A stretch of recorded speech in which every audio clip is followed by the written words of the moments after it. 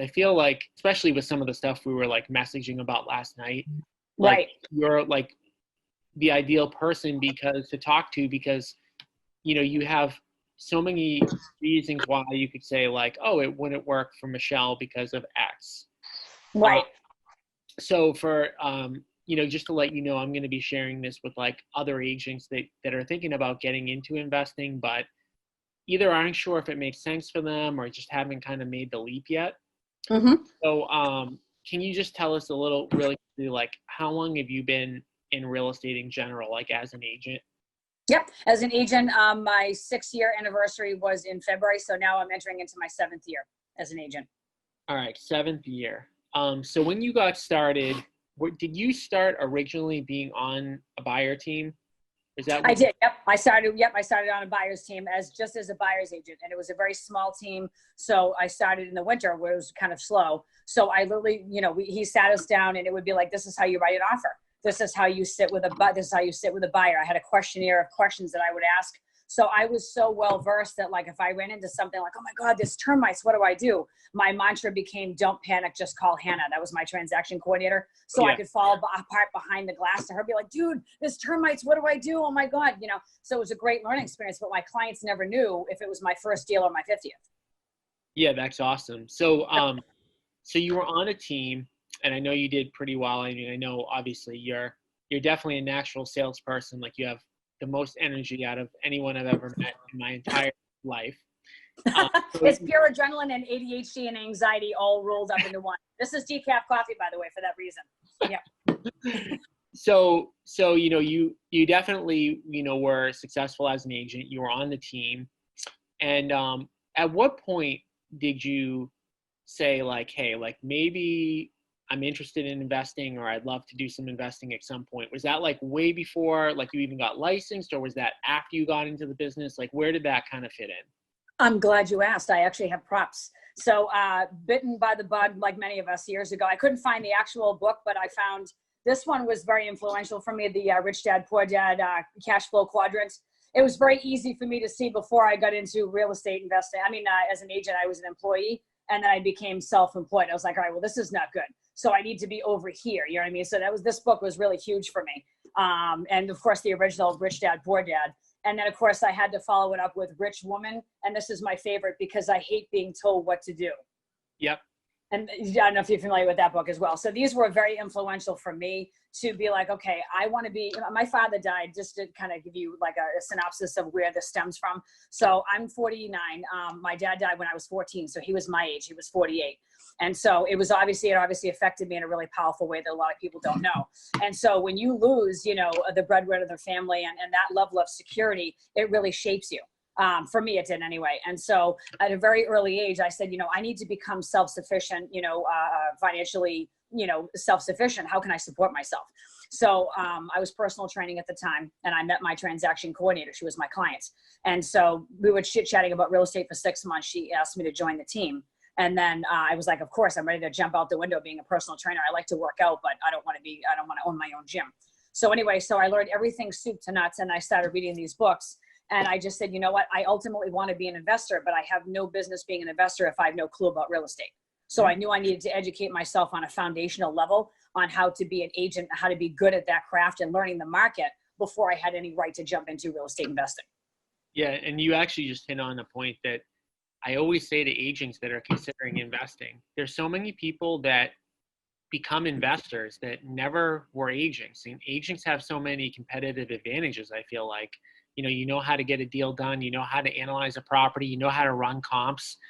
And for me, like if you're already an agent and you've had a couple of years experience in the business, like you're way ahead of the curve in terms of just like you already have probably 75% of the skills that you need to be successful. It's just like unlocking those other ones. I agree. And I like those books that you just put on the screen. So mine was Rich Dad, Poor Dad. Like you put up Cash Flow Quadrant. That's a great book. Rich Woman, I'm not familiar with, but I'm sure it's a great book as well. It's part of that series. And I think like everybody kind of starts off, like if you ask anybody, like, how did you get into real estate investing? It always starts with like that epiphany of like, oh my God, like I'm in the E quadrant and I can't keep living in the E quadrant. Or for me, just like understanding that I wasn't ever going to achieve my goals, continuing to doing the same thing that I was always doing.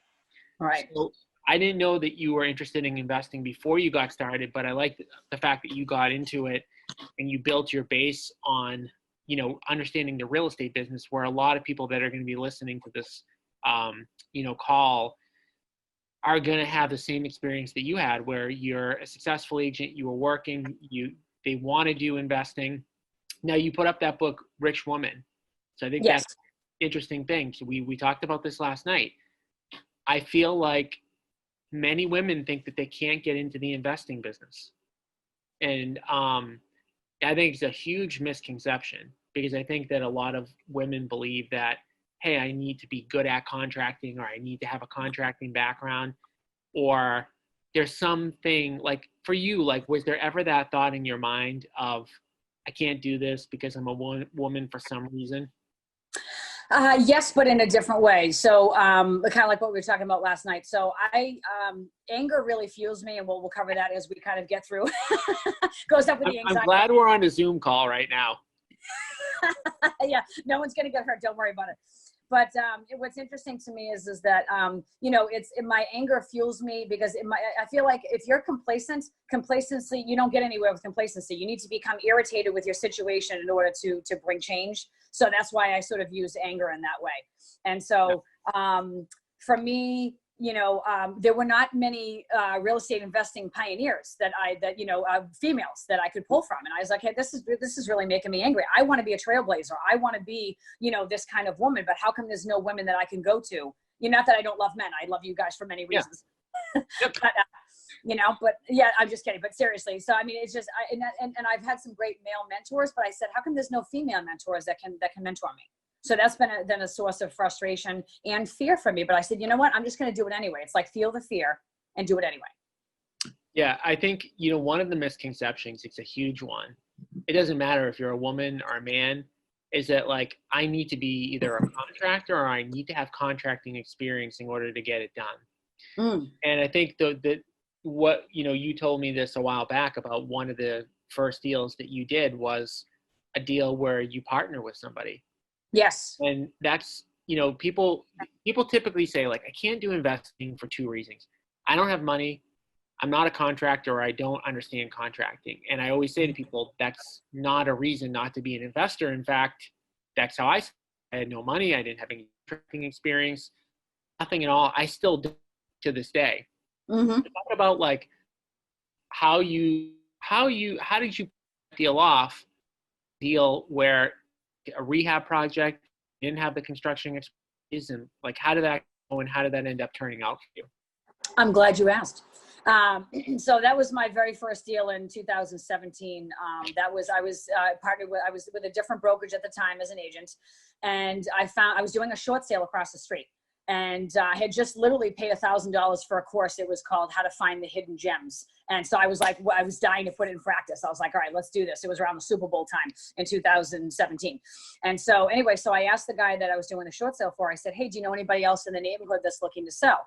He points across the street and he said, you know, that little house right there, he said there used to be a cute little old lady that used to live there.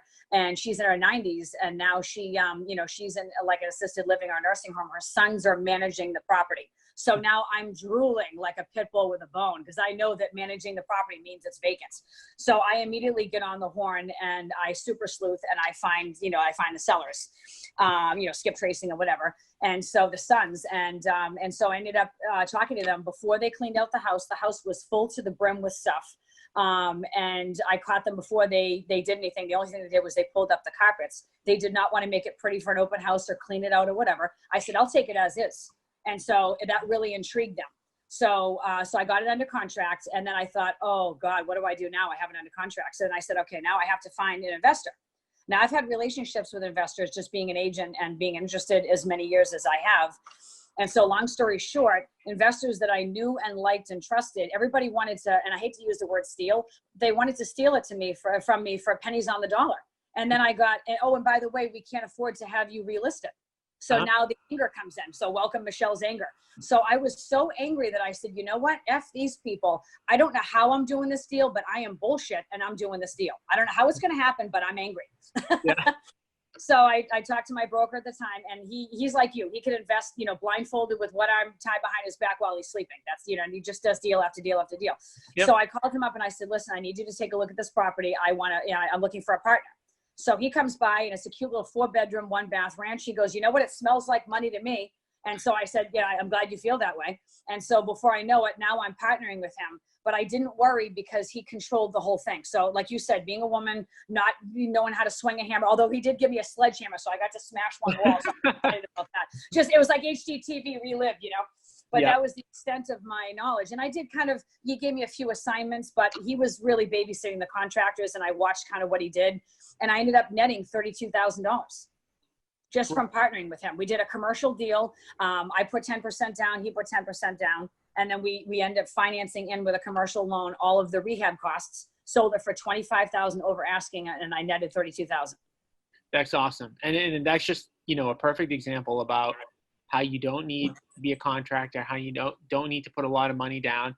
I mean, in some cases on a partner deal like that, it's, to me, especially it's about finding opportunity. So even though you did put 10%, sometimes you don't even have to put 10% in because somebody else will finance the deal. Right. Now, maybe you wouldn't have gotten 50%. Maybe you would have. It really just depends on what you're willing to negotiate out. But the biggest thing for any investor, I don't care who you are, is just finding the deal. And once the deal's there, and like Mike, I know who you partner with, he does a lot of these type of projects. For him, hardest thing, even though he does a ton of them, is getting that next deal. So that was a huge, it's a win-win for both parties. And you think that as an investor, that's what you're looking to do. You're looking to create win-win transactions where everybody's happy. So we've got a win for you. We've got a win for Mike, who you partner with. And so the other win that a lot of times, gets unnoticed is the win for the seller. Yes, absolutely. So sometimes people have the misconception like, hey, you're an investor, you're going to go into someone's house. The house is going to be worth $200,000 and you're going to buy it for $50,000. And that the person is going to end up being unhappy at the end of the transaction. So now that you've done a bunch of these, is it fair to say that when the person sells to you, that it's a solution and not necessarily like something that's happening to them that's bad? 100%. Yeah. Exactly. I'm glad you said that. I feel like I provide solutions. So I've always believed in solution selling anyway. I mean, I could probably sell a ketchup popsicle stick to a woman in white gloves and convince her it was a good idea, but it's, that's my dad, because my dad was a salesman as well. So I get that from him. But yeah, I really believe that I'm helping people, which is why I'm focusing on distressed sellers right now. That's my new niche, is I'm sort of segueing away from the regular buyers and sellers. I've just done it for too long. It just doesn't interest me anymore. It doesn't feel my passion, but doing these short sales. In fact, I just left a short sale that I've had going on since February right now. And just helping these people out of a horrible situation, to me, gives me not only great joy because I know I'm helping them, but it also is very lucrative for me. So that's my niche. Yeah, and I think like the thing that's important to point out is most sellers will not sell directly to an investor, and it doesn't make sense for them. And as an agent, a lot of times we run into what I would call like a retail situation where you walk in and all of the investor value proposition, like to sell your house fast for cash, closing your own time frame, all of that stuff, it's not that big of a benefit for them. Right. So I think most agents get confused and they're like, well, why would my client ever sell for that price? But they don't understand the 5 to 10% of the time that it makes a lot of sense for whatever reason. And like one of the stories that I tell is just, again, it's all about solutions, but I can think of a property that we bought in Natick, which is a pretty nice town around here. The seller inherited the property from his parents. He actually grew up in the home. He didn't work. Now he was about mid-50s and he couldn't afford to pay the taxes anymore or upkeep the house. Mm-hmm. So all he wanted to do was sell the house and rent because he had full equity in the home, and the home was worth maybe $300,000. So he lived off of a small amount of money. He didn't need a lot. He just wanted to rent a cheap 1-bedroom apartment and have a place that he didn't need to upkeep. And you would think, wow, that's pretty simple. We'll just list your house, get your 350, and then rent. But the problem for this potential seller was he had no job and nobody wanted to rent to him. Now, he didn't have money for first lasting security. So every landlord that he went to, they would go there, he would go there, and they would just say, no, show me what you make. And he didn't make anything. So when we went out to his house, it was a pretty simple thing, but again, something that only an investor can do. We said, let's do this. Let's approach a landlord. We'll put down 2 years worth of rent for you.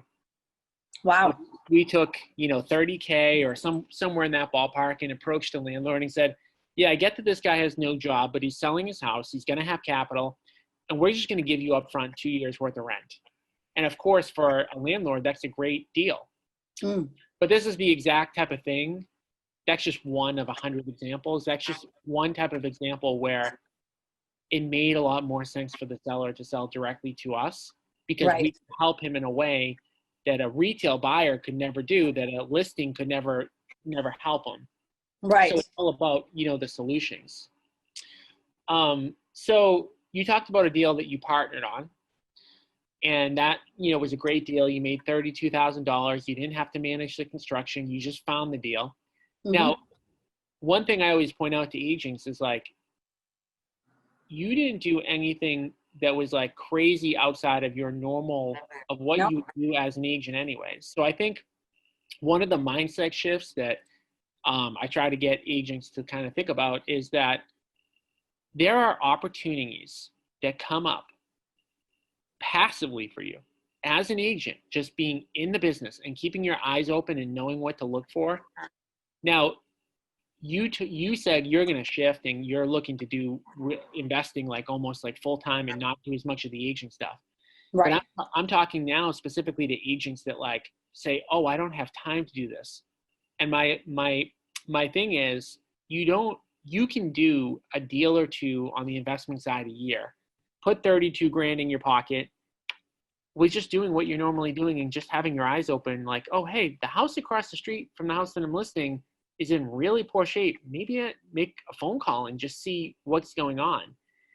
And instead of going out there trying to list their home, hey, how do I buy this? And if I'm buying it, how do I partner with somebody? But you haven't done just partner deals. So talking about not needing money, can you talk a little bit about a couple of the deals that you've done with me and just how you've done on them overall? I know you had a couple short sales and an equity deal. Yep, absolutely. What's funny is I like to use the word reticular activating system. When you buy a new car or whatever, I just got a Toyota, I'm going to call it a Honda CRV not too long ago. And then when I was thinking about buying one, I saw them everywhere, right? Yep. So my reticular activating system is going 24/7. So when I drive down the street, I can't not see a crappy property. I just can't not see it. You know what I mean? It's just, I'm oh my God, I'll pull over on the side of the road. I'm taking pictures. I'm all intrigued because that's just where my attention goes. Yep. So the two deals that you bought for me on the same street, that I call it the money street. You were what are you going to do? Buy every house on the street? That's insane. You got two investment deals on the same street within how long was it? Oh my God. It was the closing dates, one was November of 2019. And let me think about this. And actually the other one was before that. I forget what the date was, but it was a handful of months. And both of them were vacant properties. So I found them both on the way to the dump that I go to on a weekly basis to dump off my recycling and trash.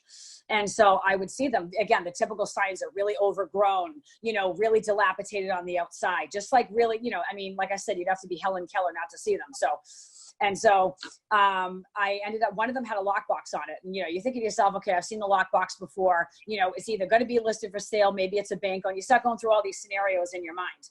And then I just said, you know what, I'm just going to look it up. So that was 929 Haverhill Street. That was the big white house with the fallen down barn. Yep. So looked it up, and of course it was still owned by the seller. So I was like, okay, this is interesting. So I ended up reaching out to the estate attorney, who I found to be nice, but relatively useless. I hate to say that. I just thought to myself, what a tremendous disservice are you doing to your client, was what I thought. Again, a sweet woman, but like in her 60s, hang it up, sister, you're done. You know? So, because what she told me is that she had been approached over the last few years as this house is rapidly deteriorating from other people that wanted to buy the house. But don't tell the seller or anything. Just put them in a file. So when I contacted her, I said, I'm really interested in this property. I want to buy this property. Can you show it to me? She said that, you know, the woman who owned it died 5 years prior. And then the daughter came by right after her mother died, took whatever belongings she wanted and handed over the keys to the estate attorney 5 years ago. Wow. Right. I was like, I felt like I was a kid in a candy store. I'm like, how is this even possible that this, you know, property is still available? So anyway, so long story short, she shows me the property. Actually, we can't get in right away because the keys that she has don't work. So anyway, she allowed me to change the locks, which I thought was interesting. So I changed the locks, we were able to get into the house. And then I ended up, you know, it was a short sale because it was reverse mortgage. So that's why we couldn't do a clean, get it under contract, you know, assign the contract kind of thing, which is what you and I did next, which we'll cover. So this was a short sale. It was upside down. I think she owed something crazy like $350 or $375 or $400, and you ended up buying it for $235, but we had to negotiate that. I had a short sale mitigation company, Marianne Little, and so she mitigated the short sale, and I made $7,500 by listing it. Mm-hmm. And that was awesome. And I was able to get 4% because I was trying for 6, but when they found out that I was getting both sides, they cut me back to 4. So that was a lesson learned for what you and I are doing now, which we'll cover. And that's a huge thing that you just mentioned right there. And I think especially on short sales, like banks are going to approve them almost across the board at 6% if there's 2 agents involved. That's right. So you just have to make sure that you work something out with somebody else so that you get that full 6%. And obviously, like me and you are working on, you know, a deal now where you're going to get that 6%. But that's right. That's just kind of like, I think like, you know, the fact that you showed 3 books right in the beginning, that's so key. Because all of this stuff is like education. So like you do the right thing, not the right thing. That's not the right phrase. You know how to do something the right way to make the most amount of money possible. So by doing it the wrong way, you lost 2%. And what was 2% on that deal? $5,000? Yeah, probably. Exactly. Yep. So just like strategically knowing how to structure that deal and having nothing else but being educated, you would have made $5,000 more. And let's say that on that first deal that you did with Mike, like let's just say that you said, oh, I don't know what to do here. Let me just list this property. What would you have made if you just listed it? Oh God, we sold it for $425. I mean, you figure, you know, even just and I didn't supply the buyer, so I'm getting 2%. And I think, you know, I think my agreement with him was like 70 or 75% of that. That was my cut. So I would have lost a lot of money.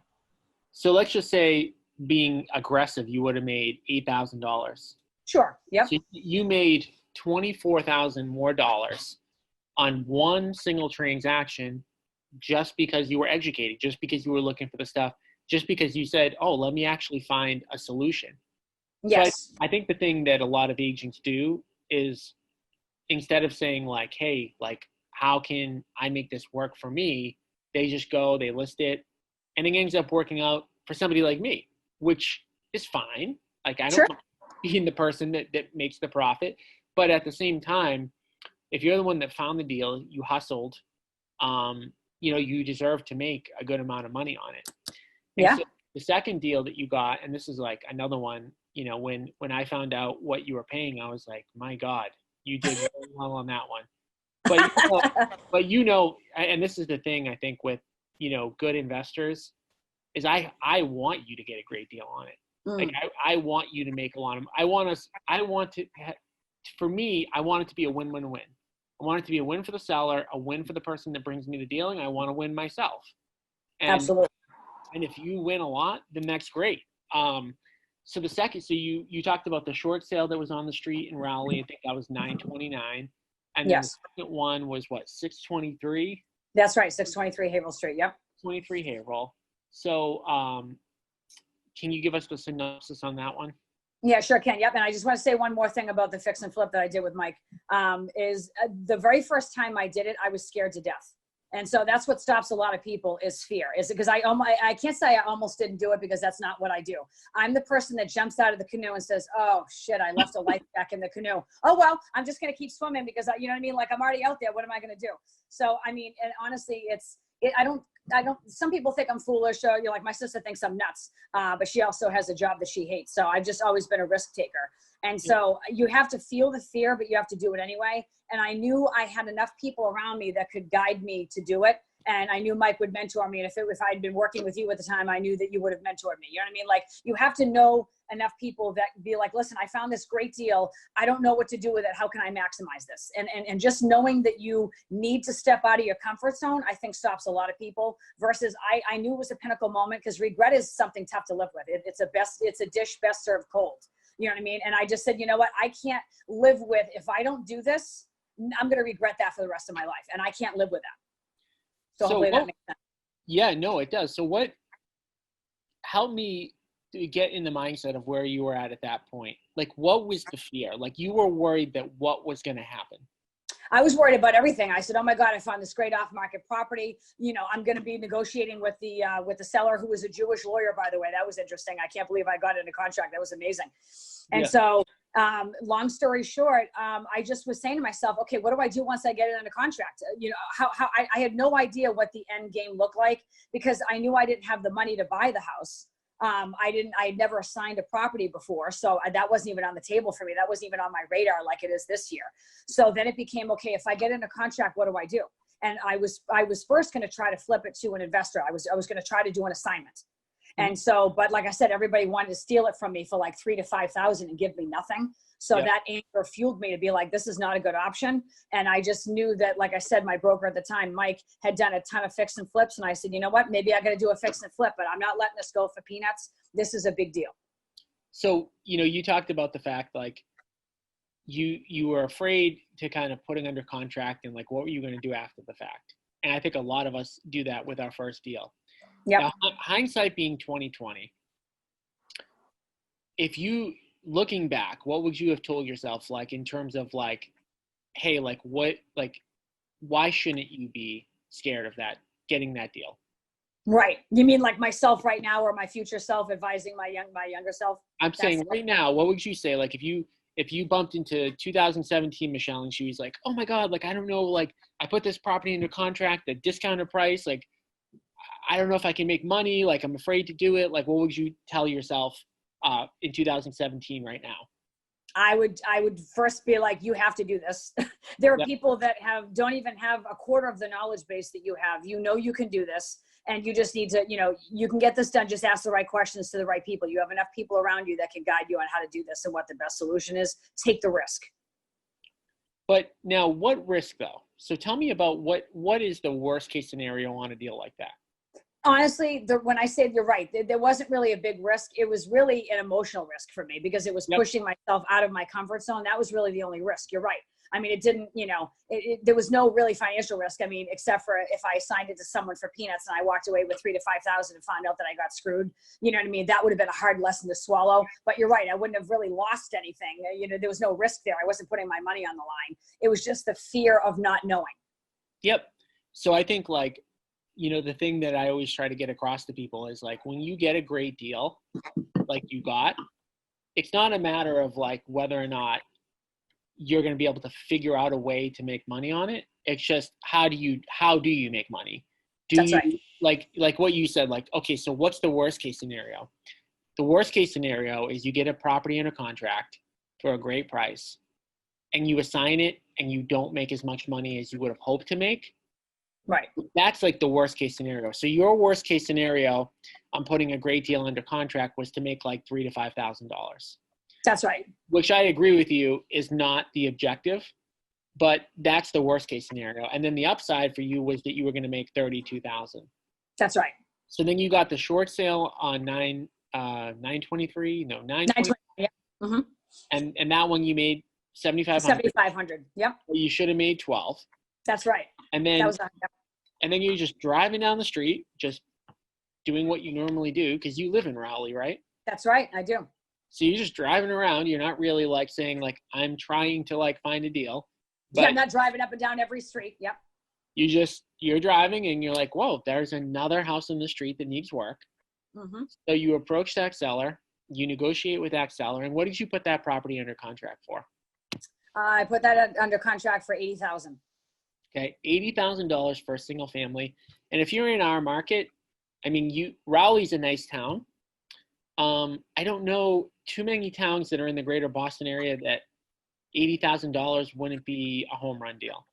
No, I was just gonna say, most people don't even know, like, where the hell is Raleigh? And then you Yeah. tell them, you're like, oh, it's between Topsfield and Georgetown, Ipswich. Oh, okay, that makes sense. Like, no one has any clue where it is. It's like the hidden gem.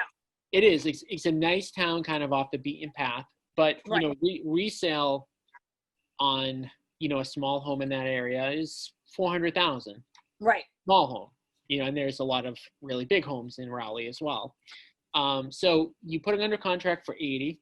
Yep. And so you brought the deal to me. And so when somebody brings the deal to me, and this is what you've got to do as an agent if you've got a great deal, is you just go to somebody and say, hey, what can you pay? Right. To me, like a good investor, you don't need to tell them like, oh, hey, I paid 80 and I want to make 10. It doesn't have anything to do with what they should pay for it.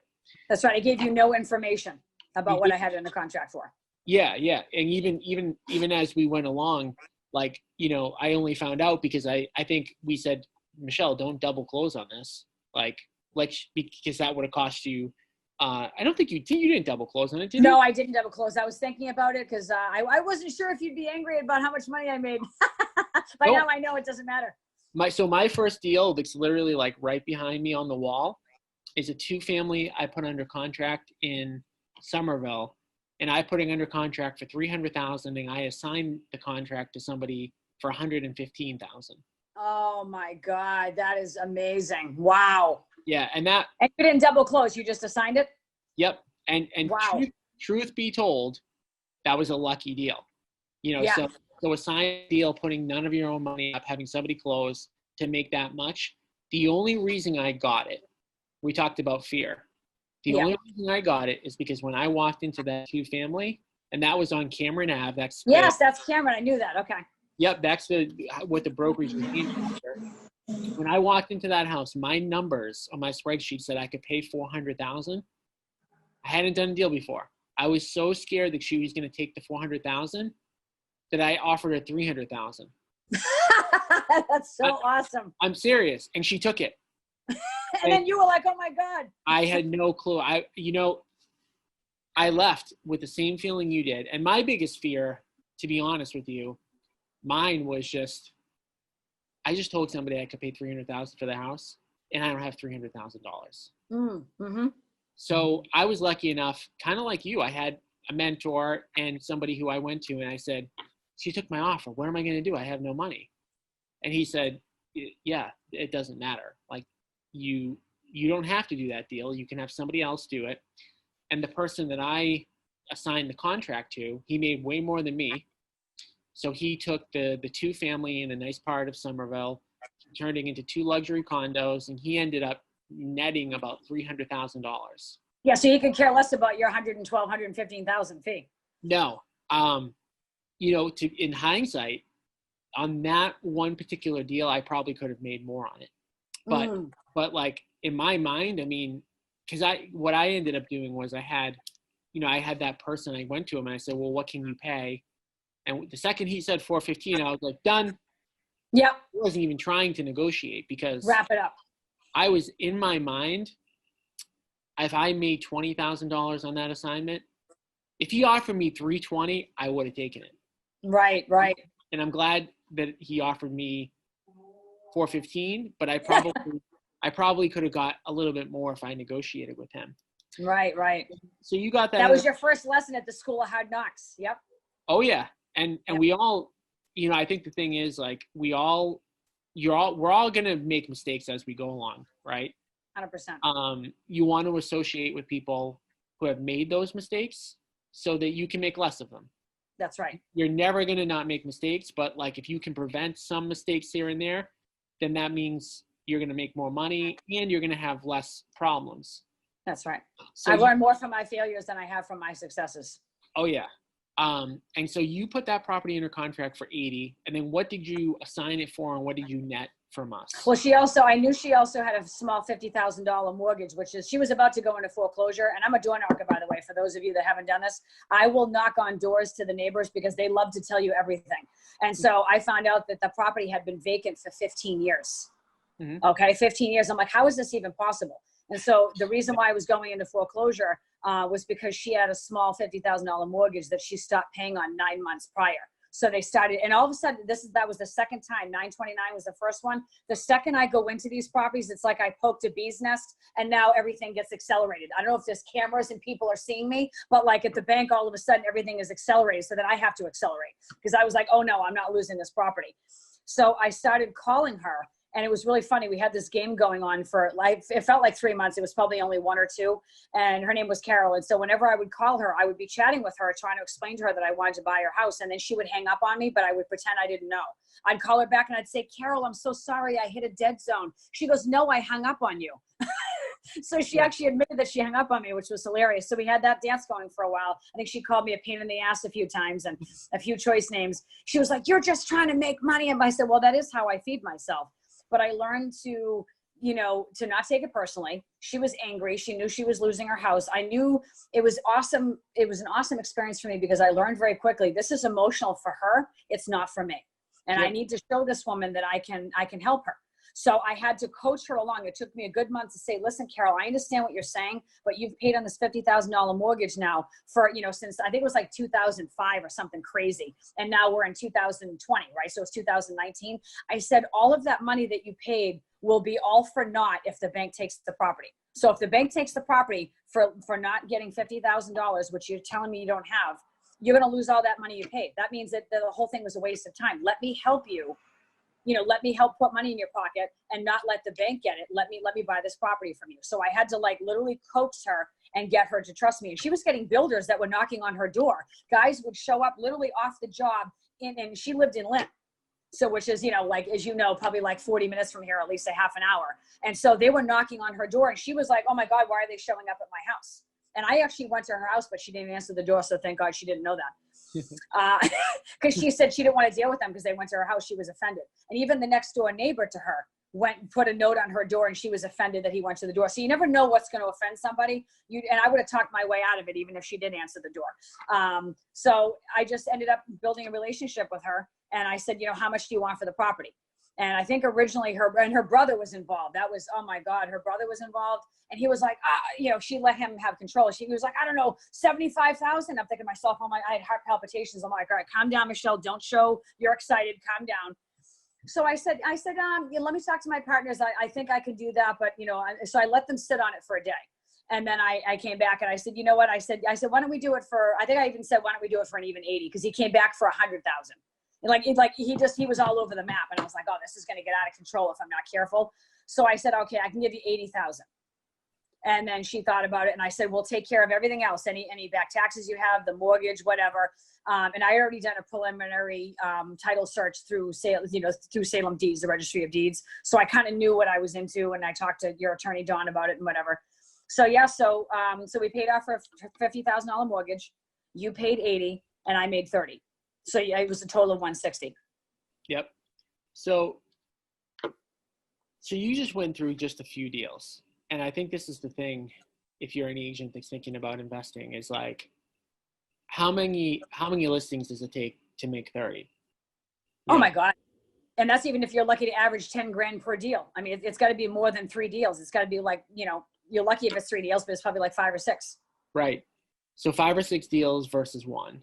Right. And I know that you've been doing this successfully enough that you're like, screw this, I'm not even going to do as many retail transactions anymore, which 100%. Which is something that can happen. But also, even if you just, for any agents, even if you just did 1 of these a year, I mean, that's a ton of money to add. If you're making, $50,000 to $150,000 a year as an agent, and then you add another 30, another 40, that's just like extra money that you're going to make that you wouldn't have normally made. Absolutely.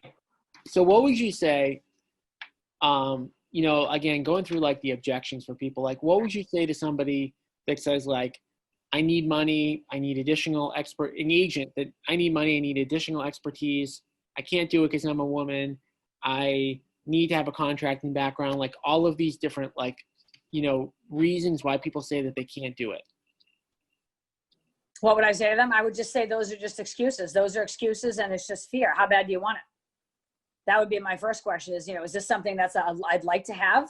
Oh, I love talking to people, or I like houses, or is this something like I need to do this because I need to change my financial, trajectory? And for me, it's a must have because I'm not that we need to get into my semantics, but I'm a single woman. I take care of myself, solely.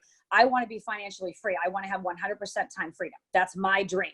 I don't want to sell that to anybody else. That's my dream. And I'm going to use real estate as the vehicle to get me there. And the reason I choose not to do the agent side of it, like I said, is it just doesn't interest me anymore. But to your point, I mean, I'm working on a couple of deals right now from new leads that I just got. And I think they're going to turn into retail deals. So even just focusing on these people that think they want to sell cash, but because I can put on my realtor hat and I can be a realtor, I can still focus on this demographic and not even market to the rest of what everybody else is doing to get regular buyers and sellers. So I can still do both anyway. Yeah, I know. That's another point is like, even if, that's the funny part is like, even if you just say, hey, I'm just going to go after investment deals, you're probably still going to list a bunch of houses anyways, just because of the fact that selling to an investor isn't the right solution for a lot of sellers. That's right. So you're going to get that. You're going to pop up those listings anyways. And then, you pop up those listings. Now you're going to get some buyers from it, even if you're not trying to get those buyers. Like they're going to walk into an open house. They're going to call off an open house sign. And it's not that you're going to turn away good retail clients that you can work with, but it's just not going to be as much of your focus anymore. That's right. But I think your story is like super inspirational for people that, are thinking that they can't do it. They have obstacles and all of that. And, I think like to tie everything in, I think it just goes back to like what you did right in the beginning, which is just show 3 books. Right? Because most people don't do that. They don't say like, okay, I want to do something and I've got to get the knowledge in order to do it. They just, like you said, hey, like I kind of want to do this, but if it doesn't happen, it doesn't happen. And I think that you need to have that to be successful really in anything. You've got to make the decision like, hey, I'm not looking back. I'm going to do this. I'm going to do what it takes. And it's not that difficult. Like it's nothing that like, like humans have done in our, the entire span of, civilization. Like we've done and gone through a lot of really, really hard things. And there are a lot of professions and there's a lot of businesses that are like, man, like, people do hard stuff. Like, I really don't think that what we do on a day-to-day basis fits into that category. No. And it has more to do with what you said multiple times, which is just like, it's fear. It's not that it's hard, like door knocking on that door or making a phone call or following up or whatever. It's not that it's hard. It's just that there's that little bit of fear. And you have to be able to overcome that fear in order to push forward. But if you do push forward, if you do overcome that fear, like, it becomes limitless what the opportunities are. Absolutely. I'm going to give you 2 more examples while they're at the top of my mind. 2 things that also fueled me. Again, this is where the anger comes back in. And so we'll talk about young kids like, 18, 20, 23, whatever. We'll cover that in a second. The other thing I was going to say was RIAs. Like, I was a member of the, I think it was the Massachusetts Real Estate, whatever you want to call it, I think it was .net or whatever. It was a RIA. And so and then I went to the Boston chapter as well, that I think was in Medford or whatever. So one thing I noticed that I thought was really interesting, you probably find this too. I don't know if you're a member of those or if you still go. It amazed me how many people like we're talking about, they're like, oh, because I'd say, oh, what's your focus? Oh, I don't really know. I don't know if I want to fix and flip. I don't know if I want to buy. Most of these people that go, they have no clue. They're interested in real estate investing because they're watching, like I did, too much HGTV or House Zombies on A&E that I'm also addicted to, or whatever it is. It's like they're addicted to these TV shows, so they like real estate, but they have no clue. There's no focus. They haven't decided on what niche they want to go after. And it's just like, it's like, if an eagle is chasing 2 rabbits, they're both going to get away. You know what I mean? Like you have to find a focus and decide what you want to do and develop that niche. Mhm. And the other thing with the anger piece is like these younger kids, because I was doing podcasts, I was reading books or whatever. I was, studying certain people that were doing the assignments. And again, this is where Michelle's anger fuels me very well, is the fact that I was like, this goddamn kid is 19 years old and he pulled down $30,000. If this effing kid can do it, like, I was just like, are you kidding me? Like it fueled me to think this kid is not even a realtor. Then I would go on my tangent. This kid's not even a realtor. He or she has no clue what they're doing and they're killing this. What is wrong with me? Oh, that's right. It's fear. Why aren't you doing this? Yeah. I mean, I think that's the funny thing, like, just to wrap up, like, sorry for the swearing, by the way, but I get caught up. You know me. that's okay. I think like we put into our minds that you have to be like so good to do this. Right.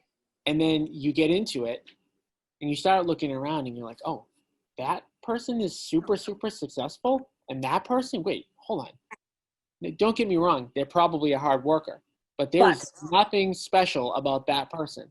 And in fact, I might be better in some areas where they may be weaker. Maybe they're better in some areas where I'm weaker, but like across the board, like if you were to line up all the people that are wannabe investors and then all the people who do it really, really successfully, they wouldn't seem all that much different kind of on the surface. 100%. But the person who's successful took the step and they didn't look back. And they just said, I'm going to keep doing it. If I get knocked down, I'm going to get back up. If I get knocked down, I'm going to get back up. So I want to thank you for jumping on. I know for a lot of people, your story is going to be motivational and it's definitely an exciting story. And I know that, the future is going to be huge for you. I'm excited to kind of see what the next year brings and after that as well. Thank you so much. I really appreciate it, Tom. It's such an honor for you to want to, have this call with me. So I really appreciate it. Thank you. Yeah. No more caffeine for the rest of the day. Oh no, I've been caffeine free for 7 years. I'm not kidding. This is legit decaf. If I have regular coffee, it makes me feel like I'm on crack cocaine. Not that I know what that's like, but we're good. And on that note, thank you, Michelle. Thanks so much, Tom. Take care.